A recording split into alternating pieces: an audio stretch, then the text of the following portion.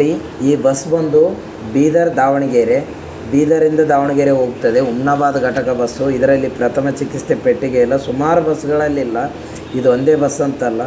ಚಾಲಕರು ಬಸ್ ಚಾಲನೆ ಮಾಡೋ ಸಮಯದಲ್ಲಿ ತಿರುವಿನಲ್ಲಿ ಗಾಡಿ ತಿರುಗಿಸಿದಾಗ ಅಲ್ಲಿರ್ತಕ್ಕಂಥ ಅಜ್ಜಿಗೆ ಸೀಟ್ ತಾಗಿ ಸುಮಾರು ರಕ್ತ ಬರ್ತಿತ್ತು.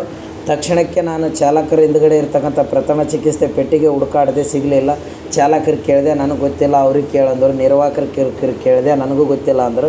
ಮತ್ತು ನನಗೆ ಗೊತ್ತಿಲ್ಲ, ನಿನಗೆ ಗೊತ್ತಿಲ್ಲ ಅಂದರೆ ಇವ್ರ ಜೀವಕ್ಕೆ ಏನಾದರೂ ಯಾರು ಹೊಣೆಗಾರ ಅಂತ ಕೇಳಿದೆ. ನಮಗೇನು ಕೇಳ್ತಿ, ಇಲ್ಲ ಅದ್ರಾಗ ಅಂತೇಳಿ ಮೊದಲೆಲ್ಲ ರ್ಯಾಶಾಗಿ ಹಿಂದುಗಡೆ ಬಾಕ್ಸು. ಈಗ ಏನು ಮಾಡಮ್ಮ ಹೇಳಿ. ಇಲ್ಲ, ನಾವೇನು ಮಾಡಮ್ಮ ಅಂದೆ.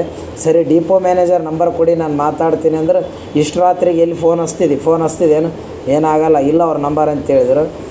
ನಿಮ್ಮ ಹೆಸರು ಏನಂತ ಹೇಳಿದೆ. ಅವ್ರ ಹೆಸರು ಕೂಡ ಹೇಳಲಿಲ್ಲ, ಅವ್ರದ್ದು ನಾಮಫಲಕ ಕೂಡ ಇದ್ದಿಲ್ಲ. ಅದಾದ ನಂತರ ಈಗ ಏನು ಮಾಡಮ್ಮ ಹೇಳಂದ್ರು. ಮುಂದೆ ಸರ್ಕಾರಿ ಆಸ್ಪತ್ರೆ ಇದ್ದರೆ ಬಸ್ ಹೊಡೀರಿ ಅಂದೆ. ನೋಡ್ತೀನಿ ಬಾ, ಅಲ್ಲಿ ನಿಂದ್ರಿಸ್ತೀನಿ, ಇದ್ದರೆ ತೋರಿಸಿ ಹೋಗು. ನಾವೇನು ಮಾಡಮ್ಮ ಅದಕ್ಕೆ. ಡಿಪೋ ಮ್ಯಾನೇಜರ್ಗೆ ಹೋಗಿ ಕೇಳು, ಬಸ್ನಾಗ ಏನಿಲ್ಲ. ನಮಗೆ ಕೇಳಿದ್ರೆ ಏನು ಮಾಡಮ್ಮಂದ್ರೆ, ಇದು ಯಾರ್ದು ಅವ್ರ ಸುತ್ತೇ ಅಲ್ಲ, ಬಸ್ನಲ್ಲಿ ಏನಿದೆ ಇಲ್ಲ ಅಂತೇಳಿ ನೋಡ್ಕೊಳ್ಬೇಕಾದದ್ದು. ಇವ್ರಿಗೆ ಇಷ್ಟೊಂದು ರಕ್ತ ಹೋಗ್ತಿತ್ತು. ಅಲ್ಲಿರ್ತಕ್ಕಂಥ ಪ್ರಯಾಣಿಕರು ಬೇರೆಯವರು ಕೂಡ ಯಾರೂ ಪ್ರಶ್ನೆ ಮಾಡಲಿಲ್ಲ. ನಾನು ಆ ಅಜ್ಜಿ ಮಗ ಇಬ್ಬರೇ ನೋಡಿ, ಇಷ್ಟೊಂದು ರಕ್ತ ಹೋಗ್ತಾಯಿದೆ ಅವರಿಗೆ. ನೋಡಿ, ಅದು ಒಂದು ದಸ್ತಿ ಕೂಡ ಒಂದು ಬಟ್ಟೆ ಮುಳುಗಿದೆ ಮತ್ತು ಒಂದು ಹತ್ತಿ ಮುಳುಗಿದೆ. ಅಷ್ಟೊಂದು ರಕ್ತ ಹೋಗಿದೆ. ನಾನು ಇಷ್ಟೊಂದು ಮಾತಾಡ್ತಿದ್ದೀನಿ, ಅವ್ರ ಪಾಡಿಗೆ ಅವ್ರು ಕೂತಿದ್ದಾರೆ. ಎದ್ದು ಬಂದು ನೋಡ್ಲಿಕ್ಕೆ ತಯಾರಿಲ್ಲ. ಅವ್ರ ಪಾಡಿಗೆ ಅವ್ರು ಬಸ್ ಚಾಲನೆ ಮಾಡ್ತಿದ್ದಾರೆ, ಇವ್ರ ಪಾಡಿಗೆ ಇವ್ರು ಮಾತು ಹೇಳ್ತಾಯಿದ್ದಾರೆ ಕೂತ್ಕೊಂಡು. ಈಗಾದರೆ ಹೇಗೆ ಸಾರ್ವಜನಿಕರು ಕೂಡ ಪ್ರಶ್ನೆ ಮಾಡಬೇಕಲ್ಲಿ, ಯಾರೂ ಕೂಡ ಮಾತಾಡಲಿಲ್ಲ. ಆ ಅಜ್ಜಿ ಮಗ ಮತ್ತು ನಾನು ಇಬ್ಬರೇ ಕೂಡ ಮಾತಾಡಿದ್ದು. ಹೀಗಾದರೆ ಹೇಗೆ. ಈ ಬಸ್ಸಿನ ಸಂಖ್ಯೆ ಬಂದುಬಿಟ್ಟು KA 38 F 1312. ಇದು ಬಸ್ನಲ್ಲಿರ್ತಕ್ಕಂಥ ಅವ್ಯವಸ್ಥೆ, ಸರಿಯಾದ ಬಸ್ಗಳಲ್ಲಿ ವ್ಯವಸ್ಥೆನೇ ಸರಿ ಇಲ್ಲ. ಮತ್ತು ಇವ್ರೇನಪ್ಪ ಉಚಿತ ಬಸ್ ಮಾಡ್ತಾವ್ರತ್ತೆ. ನಮ್ಮ ಜನಕ್ಕೂ ಬುದ್ಧಿ ಇಲ್ಲ, ಏನು ಮಾಡೋಕ್ಕಾಗಲ್ಲ. ಅನುಭವಿಸ್ಬೇಕು, ಅವರು ಅನುಭವಿಸ್ತಾರೆ. ಸಮಯ ನೋಡಿ, ಈಗ ಬಂದುಬಿಟ್ಟು 2:57. ಇಂಥ ರಾತ್ರಿ ಸಮಯದಲ್ಲಿ ಈ ಕೇಳಿದರೆ ಏನು ಹೇಳ್ತಾರೆ ಹೇಳಿ.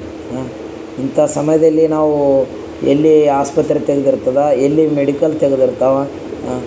ಇಂಥದ್ರಲ್ಲಿ ಅವರು ಕೇಳಿದ್ರೆ ನಮಗೇನು ಗೊತ್ತು, ನಿನಗೇನು ಗೊತ್ತು, ಒಟ್ಟು ನಿರ್ಲಕ್ಷ್ಯತನ ಉತ್ತರ.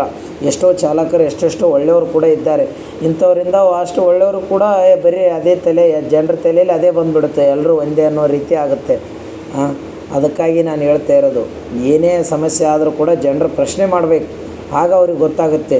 ಸಾರಿಗೆ ಸಚಿವರೇ, ರಾಮಲಿಂಗ ರೆಡ್ಡಿ ಅವರೇ, ಈ ಬಸ್ ನಿಲ್ದಾಣಗಳಲ್ಲೇ ಆಗಲಿ, ಬಸ್ ಸ್ಟ್ಯಾಂಡ್ಗಳ ಬಸ್ ನಿಲ್ದಾಣಗಳಲ್ಲೇ ಆಗಲಿ, ಬಸ್ಗಳಲ್ಲೇ ಆಗಲಿ, ಸಾರ್ವಜನಿಕರಿಗೆ ಬೇಕಾಗ್ತಂಥ ವ್ಯವಸ್ಥೆಗಳು ಯಾವುದು ಸರಿಯಾಗಿಲ್ಲ, ಇದ್ರ ಬಗ್ಗೆ ಕೂಡ ಇತ್ತ ಗಮನ ಹರಿಸ್ಬೇಕು.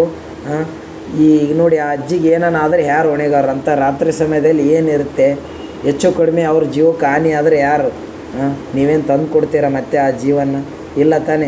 ಇರ್ತಕ್ಕಂಥ ವ್ಯವಸ್ಥೆನೇ ಸರಿಯಾಗಿ ಬಳಕೆ ಮಾಡಲಿಲ್ಲ ಅಂದರೆ ಈಗ ಹೊಸಪೇಟೆ ಬಸ್ ನಿಲ್ದಾಣದಲ್ಲಿ ಬಂದು ಬೇರೆ ಬಸ್ಸಲ್ಲಿ ಪ್ರಥಮ ಚಿಕಿತ್ಸೆ ಪೆಟ್ಟಿಗೆ ಇದೆಯಾ ಅಂತ ಕೇಳಿದ್ವಿ, ಇದೆ ಅಂದರು. ಅದನ್ನು ನೋಡಿದರೆ ತೆಗಿಲಿಕ್ಕೆ ಬರ್ತಿಲ್ಲ. ಅದು ಎಷ್ಟು ದಿನಗಳಾಯ್ತೇನೋ ಅದು ತೆಗೆದೆ. ನಾವು ಕೂಡ ಪ್ರಯತ್ನ ಮಾಡಿದ್ವಿ, ತೆಗೆದ್ವಿ, ಬರಲಿಲ್ಲ. ಇನ್ನೂ ಚೂರು ಹೆಚ್ಚಿಗೆ ಪ್ರಯತ್ನ ಮಾಡಿದ್ವಿ, ಆದರೂ ಕೂಡ ಬರಲಿಲ್ಲ. ಈಗ ಏನು ಮಾಡಬೇಕಪ್ಪ, ಅದು ಏನಾದರೂ ಬೇರೆ ಲಾಕು ಏನಾದರೂ ಬೇರೆ ರೀತಿ ತೆಗೆಯೋದಿದೆಯಾ ಅಂತೇಳಿ ಸುಮ್ಮನೆ ಆದ್ವಿ. ಇನ್ನೂ ಪ್ರಯತ್ನ ಮಾಡಿ ಸಾಕಾಯಿತು. ಅದಾದ ನಂತರ ಮತ್ತೆ ಆ ಬಸ್ಸಿನ ಚಾಲಕರು ಬಂದರು, ಯಾರೋ ಡ್ರೈವರ್, ಅವ್ರಿಗೆ ಕೇಳಿದ್ವಿ, ಸರ್ ಇದು ಇನ್ನೂ ಏನಾದರೂ ಇದೆಯಾ ನೋಡಿ, ನೀವೊಂದು ಸ್ವಲ್ಪ ಪ್ರಯತ್ನ ಮಾಡಿ ಅಂತ. ಅವರು ಕೂಡ ಪ್ರಯತ್ನ ಮಾಡಿದರು, ಅವರಿಗೂ ಕೂಡ ತೆಗಿಲಿಕ್ಕೆ ಬರಲಿಲ್ಲ. ಅದು ಅವರು ಬಸ್ಸಲ್ಲಿರ್ತಕ್ಕಂಥ ಪ್ರಥಮ ಚಿಕಿತ್ಸೆ ಪೆಟ್ಟಿಗೆ ಫಸ್ಟ್ ಏಡ್ ಬಾಕ್ಸೇ ಓಪನ್ ಮಾಡೋಕ್ಕೆ ಬರ್ತಿಲ್ಲ ಅಂದರೆ ಇವರು ಬಸ್ ಹೇಗೆ ನಡೆಸ್ತಾರೆ? ಇವ್ರ ಬಸ್ಸಲ್ಲಿ ಇರ್ತಕ್ಕಂಥ ವ್ಯವಸ್ಥೆಗಳು ಸಾಮಾನ್ಯ ಸರಿಯಾದ ವ್ಯವಸ್ಥೆ ಬಳಕೆ ಮಾಡಲಿಕ್ಕಾಗಲಿಲ್ಲ ಅಂದರೆ ಇವ್ರು ಹೇಗೆ ಚಾಲಕರಾದರೂ, ಹೇಗೆ ಆಯ್ಕೆ ಆದರೂ ಒಂದು ಗೊತ್ತಾಗಲಿಲ್ಲ. ನನಗಾಗಲ್ಲ, ನನಗೆ ಗೊತ್ತಿಲ್ಲ ಅಂತೇಳಿ ಬಿಟ್ಟು ಹೋದರು. ನಾವು ಇನ್ನೂ ಪ್ರಯತ್ನ ಮಾಡಿದ್ವಿ, ನಮ್ಮ ಪ್ರಯತ್ನಕ್ಕೆ ಫಲ ಸಿಗಲಿಲ್ಲ. ನಂತರ ಬಸ್ ನಿಲ್ದಾಣದಲ್ಲಿ ಅಧಿಕಾರಿಗಳಿಗೆ ಕೇಳಿದ್ವಿ, ಬೇರೆ ಬಸ್ಸಲ್ಲಿ ಇರುತ್ತೆ ನೋಡಿ ಅಂದರು. ಬೇರೆ ಬಸ್ಸಲ್ಲಿರೋದು ತೊಗೊಂಡು ಅವರಿಗೆ ಚಿಕಿತ್ಸೆ ನೀಡ್ತಾಯಿದ್ವಿ. ಸ್ವಲ್ಪ ಅವರಿಗೆ ರಕ್ತಸ್ರಾವ ನಿಂತು, ಅದಾದ ನಂತರ ಅದರಲ್ಲಿ ಇರ್ತಕ್ಕಂಥದ್ದು ಒಂದು ಅಯೋಡಿನ್ನು ಅದು ಇದು ಹಚ್ಚಿ ಅವ್ರಿಗೆ ರಕ್ತಸ್ರಾವ ನಿಂತ ತಕ್ಷಣವೇ ಅವ್ರಿಗೆ ಚಿಕಿತ್ಸೆ ನೀಡಾಯಿತು. ದಯವಿಟ್ಟು ಇದ್ರ ಬಗ್ಗೆ ಪ್ರತಿಯೊಬ್ಬರು ಕೂಡ ಧ್ವನಿ ಎತ್ತಬೇಕು, ಈ ಥರ ಅವ್ಯವಸ್ಥೆ ಬಗ್ಗೆ. ನಮಸ್ಕಾರ, ಧನ್ಯವಾದಗಳೊಂದಿಗೆ.